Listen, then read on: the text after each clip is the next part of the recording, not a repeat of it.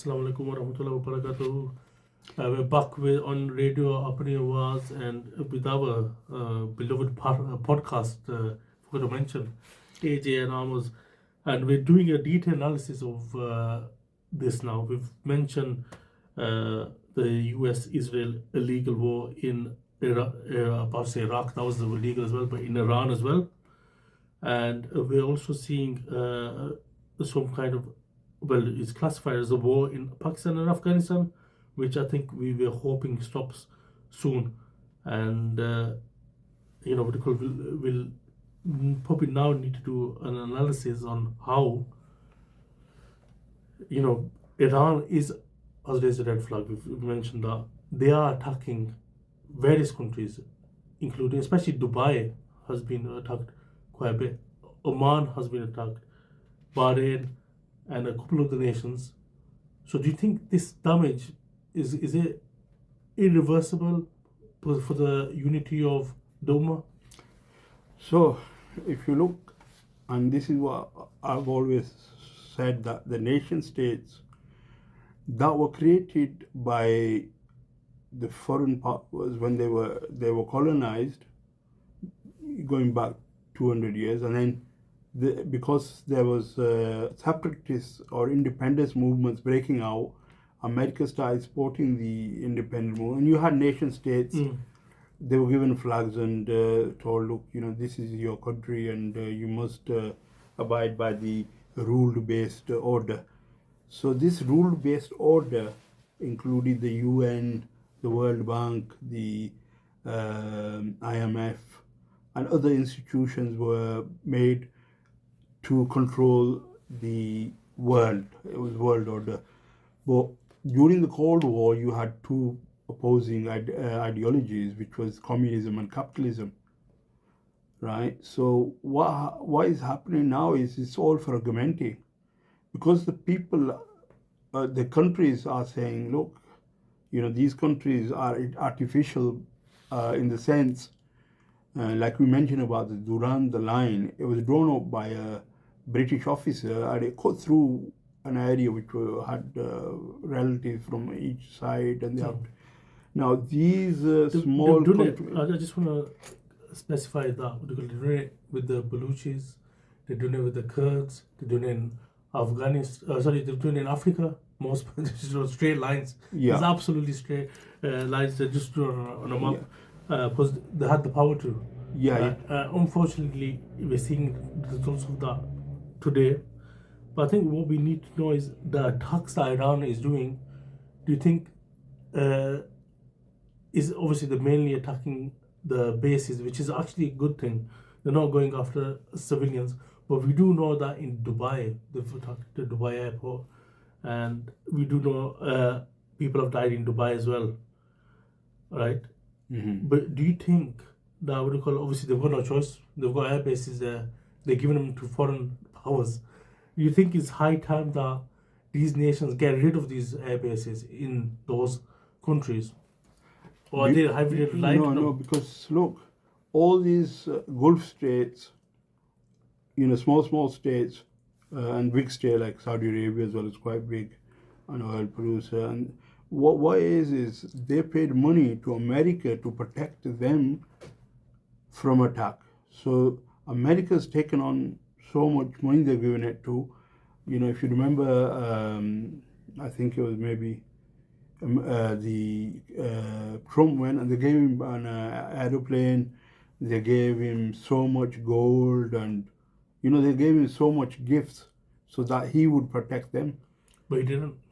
He didn't. So we saw that in Qatar, Yeah. where they've just bombed. Israel bombed them, and I think they're protecting them against probably all the Muslim nations except for probably the Zionist nation of Israel, which we've seen that's evident.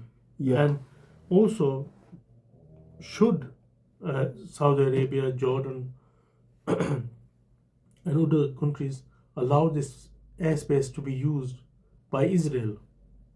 No, it shouldn't be allowed to be used. But as we've seen, is these puppet rulers who are in power at the moment and the people are seeing clearly now that we need to do something. But the problem is the thinking needs to be changed. We used to think of ourselves as Pakistani, Balochi, Kashmiri. All these are not our real identity. What our real identity is, and what gives us our deen and a solution to all our problems is our Islam.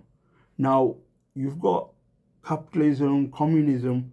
They try to teach, and they were able to change our thinking.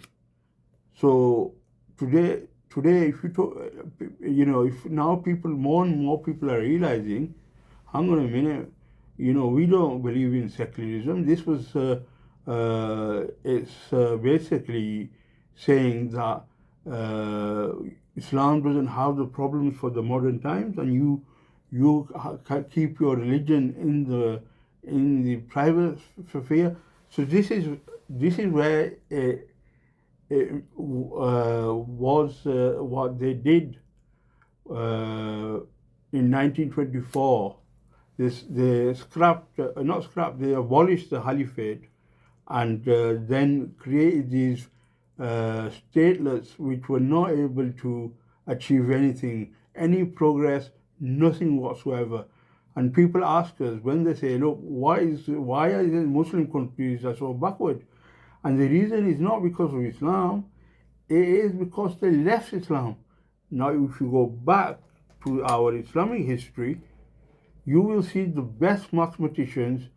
They were giants, and this was well in hundreds, probably centuries ago. Especially in the medical field, medical field as well. Also in what you call warfare as well. They were obviously that's how they managed to attain. And there was a woman, Muslim woman, who built the first university in Morocco. Was it Morocco? Yeah. So she spent all her money on building this, and it was where everybody would go to get education, learn science, and people used to go from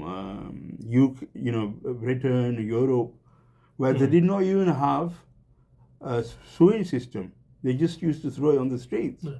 And apparently they never used to bathe for years. We talk about kings as well, but this is learned from the eastern sphere, shall we say, and most likely thanks to Islam, which has made it like basic, to look after your basic hygiene. But I think we're going to get sidetracked soon. One of our managers might tell us off. So what we need to do is we need to come back to the Iranian and Pakistan and Middle East issue. Yeah.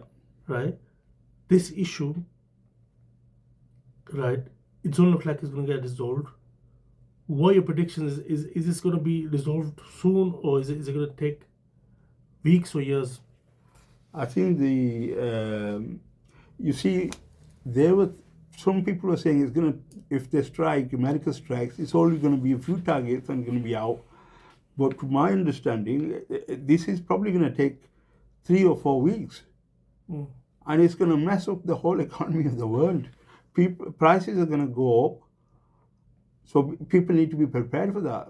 They're going to, once the traffic stops going through the Strait of Hormuz and the Yemen seaway, and then you've got the that's into the Red Sea on the Yemen's they call Yemen, Oman. Straight. So straight that's going on. You got 3 choke points. So anything that needs to now flow will have to take a lot longer to take place. So that's we're going to be, if this war continues. Financially, I think it's already. Yeah. Countries like Dubai are heavily impacted, and Israel will be impacted, which we learned from the previous warfare, so they'll probably hold hands up. We know Netanyahu, as believe it or not, this person, Grand Ayatollah Sayyid Imam Ali Husseini Khamenei, stayed in his office. He said, I'm not going to go to a bunker. But what do we have? Netanyahu running off out of the country. His country's been bombarded, he runs out of the country, right? So I think we need to mention that. That's the difference. I think we need to see that across the board. You know, we've seen, we can tell he was a great leader for his own nation. And obviously there's always issues in the nation, but from history we know, like Iraq, if there's a foreign powers like United States, Britain, come there, they're going to cause chaos. And like they've done in some country and Africa. Right, let's talk about death toll. Obviously, death toll, if we're talking about the Iran and US-Israel war, the death toll is pretty high and it's getting significant. Even in Dubai, we've had casualties, people have died, and a couple of the nations, right? Death toll in Israel is 8 at the moment, and it's probably going to go higher.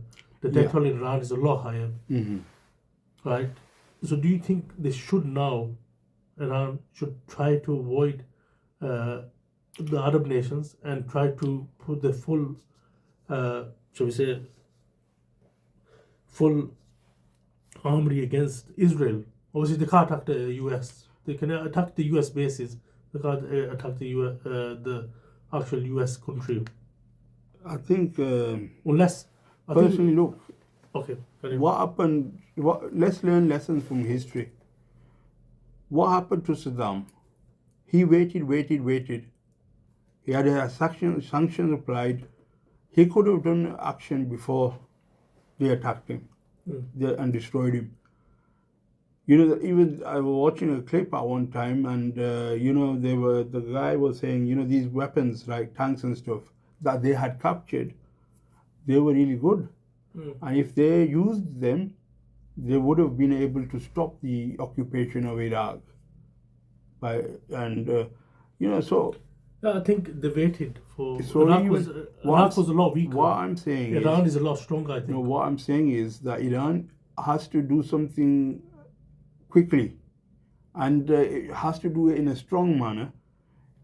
Doing caution or taking caution is only going to empower Trump and his followers, and Israel will become emboldened, and they will keep attacking until they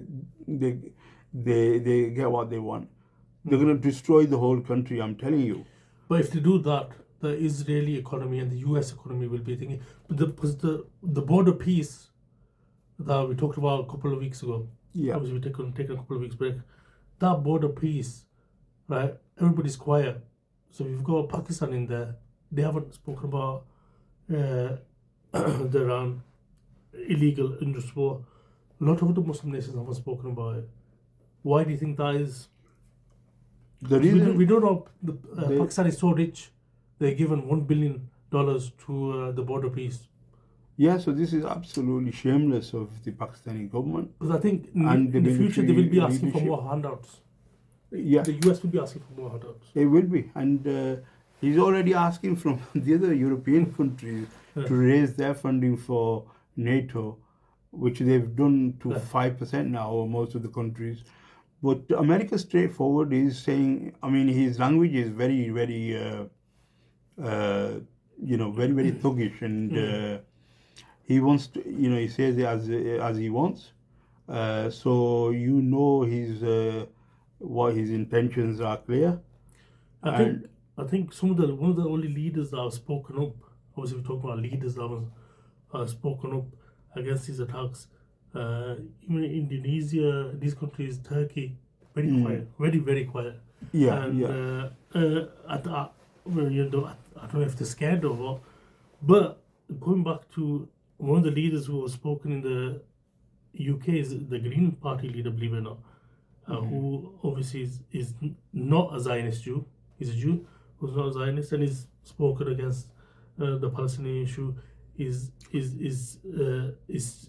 spoken against this as well. He's doing it straight away. George Galloway has, a couple of the leaders, Jeremy Corbyn has, but a lot of leaders haven't. Even our local councillors and a lot of people haven't condemned this. Because they normally ask people to condemn this. Right? Last question. So, thankfully, I think Britain is not involved. I think behind the scenes there is rumours they are involved. And they are claiming they're not involved. Right? Are the streets of the United States, I think Israel is definitely not safe. Are the streets of the United States safe? Is there going to be some kind of attacks, localized attacks? Protests, I think, are already happening in America. No, what I mean is obviously like terrorist attacks. Or terrorist attacks. Do you think the Iranian Revolutionary Guard or other organizations will? I think there might be. I mean, this is like obviously. Thankfully, that's what I'm saying. Thankfully, people need to realize Iraq, that was a problem. People, they got involved in an illegal unjust war, and on the streets of Britain we saw the effects. We saw brave soldiers dead, but that's what I'm trying to say. Are we on the streets of America going to see this similar kind of retribution? Yes, but you do have, you know, you had terrorist attacks taking place, mainly from the far right.